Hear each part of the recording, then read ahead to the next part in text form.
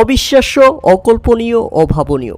আপনি যাই বলুন না কেন, মুস্তাফিজুর রহমানের দাম নিয়ে আপনি ইতিমধ্যে কল্পনায় পড়ে গেছেন এটা কি সম্ভব, নাকি আমি সত্যি সত্যি নিলাম দেখলাম। কেননা মুস্তাফিজুর রহমানকে নিয়ে রীতিমতো কাড়াকাড়ি লেগে গেছে আইপিএল এর ফ্র্যাঞ্চাইজিদের মধ্যে। সর্বশেষে মুস্তাফিজুর রহমানকে 9 কোটি 20 লাখ রুপিতে কিনে নিয়েছে কলকাতা নাইট রাইডার্স।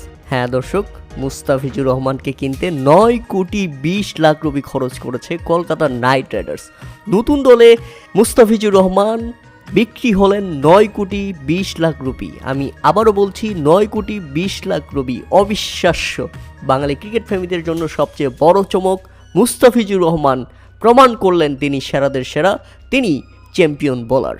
মুস্তাফিজুরের নাম উঠতেই প্রথমেই বিট করে দিল্লি ক্যাপিটালস, তবে দিল্লি ক্যাপিটালসের সঙ্গে দারুণ পাল্লা দিয়ে চলে চেন্নাই সুপার কিংস।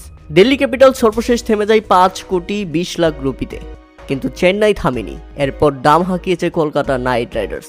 তারপর কলকাতা এবং চেন্নাইয়ের মধ্যে ব্যাপক ফাইট হয়। সর্বশেষে চেন্নাই থেমে যায় 9 কোটি রুপিতে। আর সেখানে কলকাতা নাইট রাইডার্স শাহরুখ খানের দল 9 কোটি 20 লাখ রুপি দিয়ে মুস্তাফিজুর রহমানকে দলে ভিড়িয়েছেন। বাংলাদেশের ইতিহাসের সবচেয়ে দামি ক্রিকেটার, সবচেয়ে মার্কেট ভ্যালু ক্রিকেটার এখন মুস্তাফিজুর রহমান। মুস্তাফিজুর রহমান যেখানে চমক দেখিয়েছেন, সেখানে অবিকৃত থেকে গেছেন কাইল জেমিসন, অবিকৃত থেকে গেছেন চেতন সাকারিয়া, অবিকৃত থেকে গেছেন লঙ্গি এনগেদি, অবিকৃত থেকে গেছেন নিউজিল্যান্ডের বোলার অ্যাডাম মিল, অবিকৃত থেকে গেছেন দাসুন সানেকার মতো ক্রিকেটাররা। নতুন ঠিকানায় মুস্তাফিজুর রহমান। প্রিয় দর্শক, এবার মুস্তাফিজুর রহমান নিজের অরিজিনাল দামটা পেয়েছে বলে মনে হয়েছে। এ ব্যাপারে আপনাদের মতামত অবশ্যই আমাদের কমেন্ট করে জানাবেন।